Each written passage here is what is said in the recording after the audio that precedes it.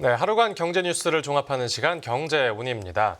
국내 주식 시장이 힘을 못 쓰면서 코스피 지수가 2,400선을 위협받고 있습니다.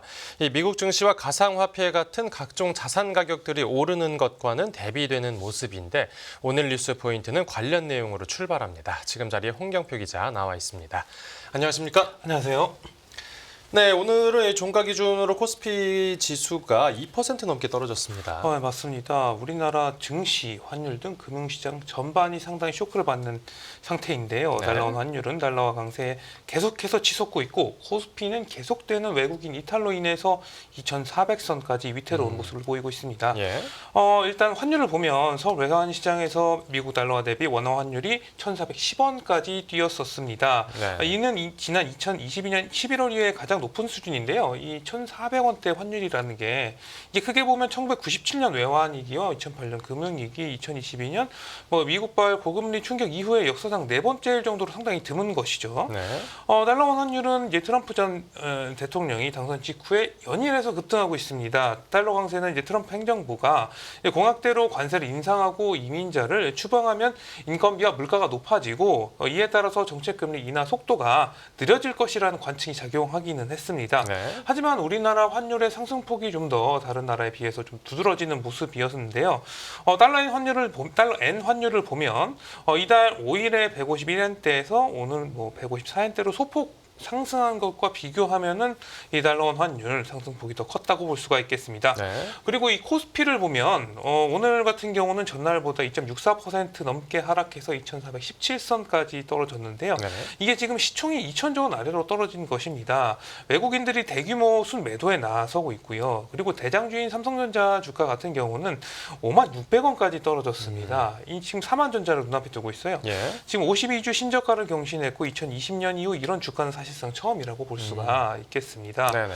코스피를 보면 미국 대선 직후인 이달 8일에 장중 2,593.15를 단기 고점으로 해서 이 하락으로 전환한 뒤에 지금 오늘까지 나흘째 내림세를 지속하고 있습니다. 지금 상대적으로 미국 뉴욕 증시 이 3대 지수가 최고가 행진을 이어가고 있고 일본 등 주요 아시아 증시가 비교적 견조한 모습을 보이는 것과는 상당히 대조적인 모습이다 이렇게 볼 수가 있겠습니다. 네, 또 이 같은 위험 자산에 속하는데도 가상 자산 가격은 계속해서 상승세를 이어가고 있네요. 맞습니다. 이제 국내 가상자산 거래소 이제 업비트에서 1비트코인이 현재 한 1억 2,300만 원대 거래가 되고 있습니다. 이게 네. 코스피와 반대로 좀 나흘째 상승세를 보이는데요. 미국 대선 이틀 후인 이달 8일 종전 최고가인 1억 500만 원 돌파했고 이달 10일 오후에 사상 최고가를 기록했습니다. 미국 가상자산 거래소 코인베이스에서 한 개당 가격이 이제 9만 달러를 넘어서면서 사상 최고 기록을 찍기는 했어요. 네네. 지금은 좀 가격이 고점 대비 상당히 내려오긴 했지만 국내 가상자산 거래소에서 거래되는 자금이 코스피와 코스닥을 넘어설 정도로 유동성이 이 가상자산으로 흡수되는 모습을 나타내고 있습니다. 네, 뭐 그래도 이제 코스피가 많이 내려온 만큼 네. 상대적으로 더 반등할 여지가 네. 더 많이 남았다 이렇게 기대해 볼 만한 거 아니겠습니까? 이게 지금 우리나라 경제 취약점이 이제 금융시장 충격으로 드러나고 있다는 게 지금 전문가들의 분석이에요. 네. 이게 높은 수출 의존도와 함께 특정 업종 편중이 좀 대표적이라고 볼 수가 있겠는데요. 네. 조영무 LG경영연구원 연구위원은 이제 반도체와 자동차, 이 화학 등 3대 수출 품목에 대한 전체 수출 의존도가 계속 높아지고 있다면서 그리고 내수가 수출 둔화를 상쇄하지 못할 것이라는 관측이 우세하다고 분석하기도 했습니다. 네. 거기다 이제 국제금융센터는 이제 우리나라는 대외 의존도가 높아서 트럼프발 관세와 보호 무역주의 등 이제 부정적 영향에 적극적으로 좀 유의를 해야 된다 이렇게 강조한 바도 있습니다. 네. 그리고 지금 상대적으로 높은 대중국 무역 비중도 우리나라 경제 부담 요인으로 작용을 하고 있는데요. 올해 10월까지 우리나라의 대중국 무역 비중은 약 23%입니다. 네. 그런데 지금 미국과 유럽의 합계가 25%인데 거의 이에 육박한 만큼 지금 큰 것이죠. 네네. 그래서 지금 트럼프 정부가 대중 압박을 강화할 경우에 우리나라 경제가 이제 좀 힘들 수밖에 없는 구조라고 볼 수 있겠습니다. 네. 거기다가 전체 유가 시장 이제 우리나라 코스피 시가총액의 15% 이상을 차지하는 삼성전자 업황 부진도 시장 불안 요인 중 하나로 꼽히고 있는데요. 네. 외국인 투자자들이 이 삼성전자의 근본적인 경쟁력 훼손을 상당히 심각하게 받아들이고 있는 상황이라고 볼 수가 있겠고요. 네. 그리고 중국 반도체 기업의 약진으로 우리나라 반도체 산업의 독점적 지위가 훼손될 것이라는 우려도 지금 퍼지고 있는 상황이라고 볼 수가 있겠습니다. 네, 그러니까 우리도 그렇고 이제 우리 교역국의 경제 상황이 앞으로 안 좋을 걸로 보이는데 그러면 이제 경제 주식 주가에도 부정적인 네. 영향을 미칠 수 있다 이런 분석입니다. 맞습니다. 네, 알겠습니다. 금융시장 분위기 살펴봤고 다음 뉴스 보겠습니다. 네, 건설사 연말 수주 확보 총력. 이 연말까지 한 2달도 안 남았는데 네. 건설사들이 부랴부랴 지금 올해 수주 목표를 채우려고 분발하는 모습입니다. 맞습니다. 이제 국내 주요 건설사들이 연말을 앞두고 수주 확보를 위한 총력전을 펼치고 있는데요. 네. 10대 건설사 중 GS건설과 포스코 ENC만이 올해 연간 수주 목표치를 달성한 가운데 수주 물량이 집중된 연말이 추가 수주를 확보할 이제 마지막 기회라고 좀 보고 있습니다. 네. 이 시공능 평가 이제 10인의 건설사를 대상으로 올해 수주 현황을 조사한 결과 수주액을 공개한 이제 8개 건설사 중에서 GS건설과 포스코 ENC만이 올해 목표치를 달성했습니다. 네. 우선 GS건설을 보면 올해 3분기까지 수주액이 약 12조 9천억 원으로 연초 제시한 수주 목표치의 98%를 달성했어요. 네. GS건설은 이달 들어서도 서울 송파구 재개발 사업과 서대문구 재개발 사업, 호주 지하철 터널 공사 등을 잇따라 수주하면서 수주 목표치를 웃도는 성과를 거두게 됐습니다. 네. 그리고 포스코 ENC도 수주액이 10조 4천억 원으로 올해 목표치 10조 원을 넘어섰고요. 올해 도시 정비 사업에만 4조 7천억 원을 수주한 성과를 거두면서 수주를 끌어올리는 모습이었습니다. 네, 말씀해 주신 대로 GS건설하고 포스코 ENC는 이제 올해 목표치를 달성했고 네. 다른 건설사들은 어떤 상황이죠? 이제 이외 건설사들은 아직 수주액이 지금 목표치 절반이거나 4분의 3에 불과합니다. 네. 우선 이제 건설계 맏형 이제 현대건설을 보면은 3분기 기준 수주액이 22조 2천억 원으로 목표치의 한 76% 수준이라고 볼 수가 있겠습니다. 네. 하지만 최근에 사우디에서 1조 원 규모의 송전선로 공사를 수주한 데다가 연내 2조 4천억 원 규모의 신반포 2차 재건축 수주 또 유력해서 목표를 달성할 가능성이 높은 것으로는 분석되고 있어요. 예. 그리고 삼성물산을 보면 3분기 목표가 이제 10조 2천억 원이었는데 3분기 기준 수주가 10조 2천억 원이었는데 이게 네. 지금 목표의 57%에 불과합니다. 네. 하지만 지난달 이제 튀르키예에서 이제 2조 원 규모의 고속도로 건설 공사를 수주한 데 이어서 안산 글로벌 클라우드 센터 공사를 4천억 원에 수주하는 등 꾸준하게 수주 잔고를 쌓고 있기는 합니다. 네. 대우건설도 목표치의 64% 수준으로 수주가 그쳤지만 지난달에 투르크메니스탄에서 1조 원 규모의 비료 공장 프로젝트를 수주하는 등 이 수주를 이어가고 있기는 합니다. 예.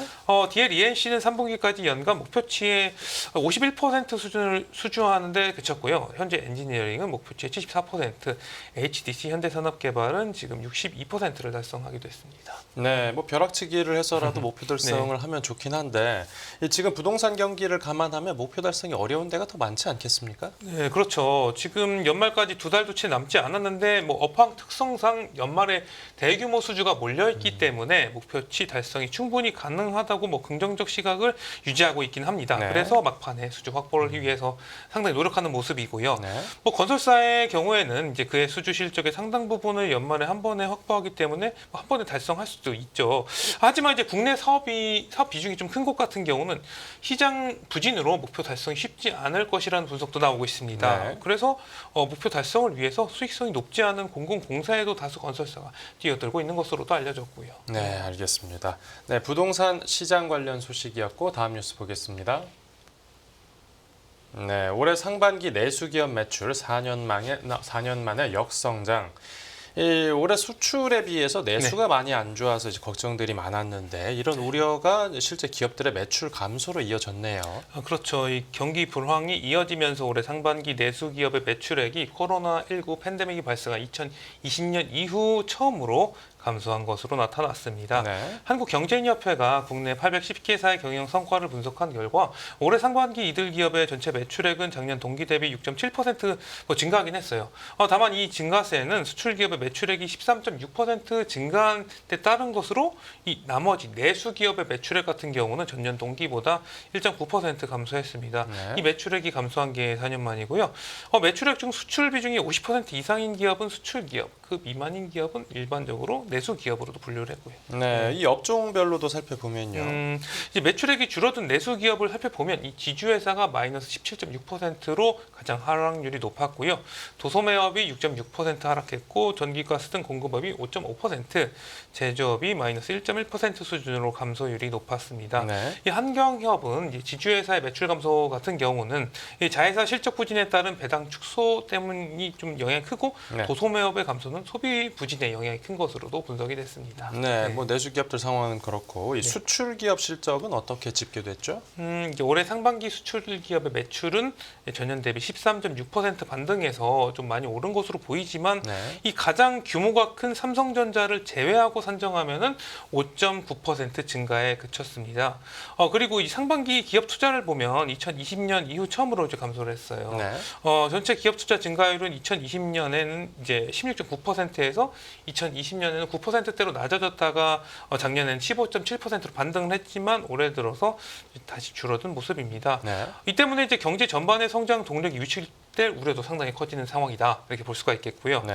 이 한경협은 내수 부진이 이어지는 가운데 글로벌 경기 위축과 이 반도체 등 이제 하락 사이클 진입으로 인해서 지금이 좀 수출 정점이 아니냐는 위기 의식이 커지고 있다고 분석하기도 했습니다. 네.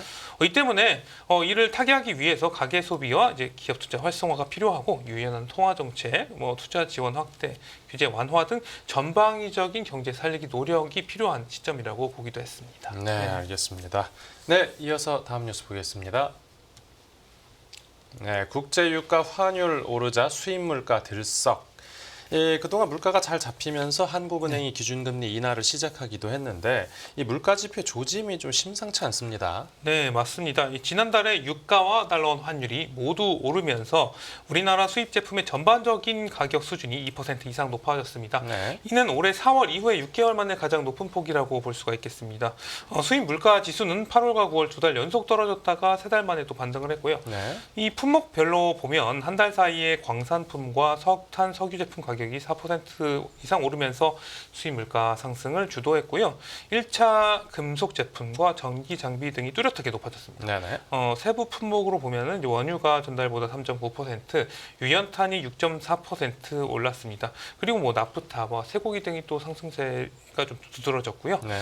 한국은행은 국제 유가와 달러원 환율 상승의 영향으로 원유 등 광산품을 중심으로 수입 물가가 올랐다고 분석을 했습니다.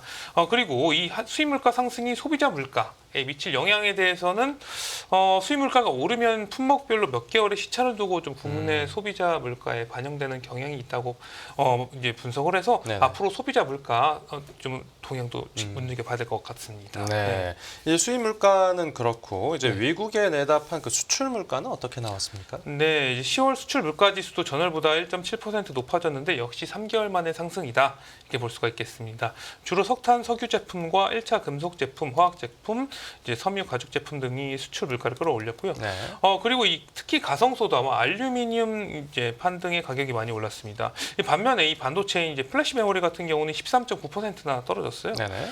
이 달러원 환율이 오른 가운데 석탄, 석유 제품, 화학 제품 위주로 수출 가격도 좀 높아진 것으로 분석되고 있습니다. 네, 알겠습니다. 오늘 뉴스 포인트는 여기서 정리하죠. 잘 들었습니다. 감사합니다.